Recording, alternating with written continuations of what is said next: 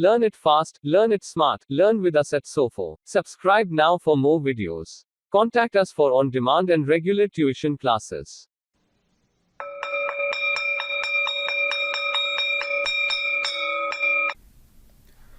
Welcome to concept videos from Sofo Learning. Our topic today is quadratic equations. Our starting point is to understand the standard form of a quadratic equation.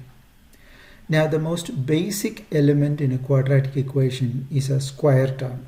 So let's assume, typical of all the equations that we have worked with, x is our variable. Then our standard form will have x squared, or the square term, as an integral part of the equation. Now let's attach a coefficient a to the square term, and then the next term would be the term x with the exponent 1, and we would attach b as its coefficient, and then a constant term c, all equal to 0, forms the standard quadratic equation form. Now, what is important to understand is that this a, or the coefficient of the square term, cannot be equal to 0. Now, b could be equal to 0, c could be equal to 0, but a will not be equal to 0. If it is equal to 0, then this portion of the term will not be there. The square term will not be there, and it will look like a linear equation. Alright, so there you have it. That's the standard form. Now, the next concept is to think about how to represent a quadratic equation visually. Now, we know that we have a square term in the equation. As you know, ax squared plus bx plus c equal to 0. Now, let's imagine that we have a rectangle. And if we were to think about the area of this rectangle, we are going to get side A, one side times the other side. That's how we're going to get the square term, essentially.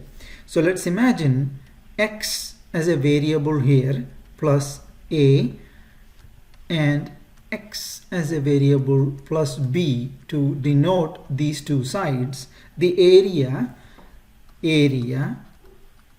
is the product of the length times the breadth, where you will get x plus a multiplied by x plus b. Now,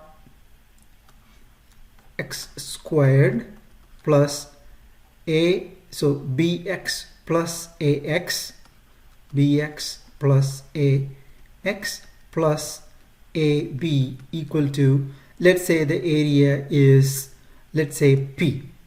So if we move this p to this side, we're going to get ab minus p as the constant here. So it does form a version of the standard form where a equal to 1, and this b right here is a combination of these two terms, and this c is these two terms.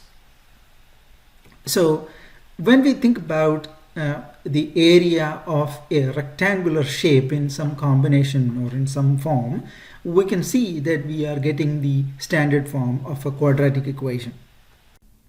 Now, I want to show you a graph of a quadratic equation versus a linear equation. So let's focus on these two plots. So this right here is a quadratic equation, and this right here is a linear equation.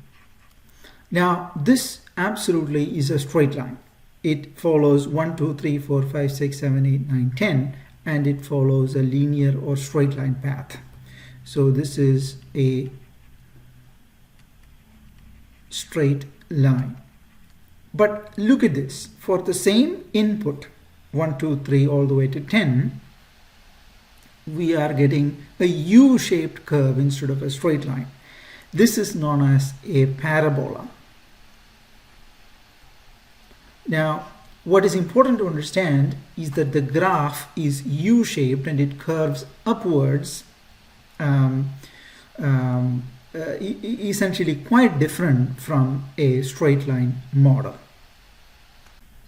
Thank you for watching.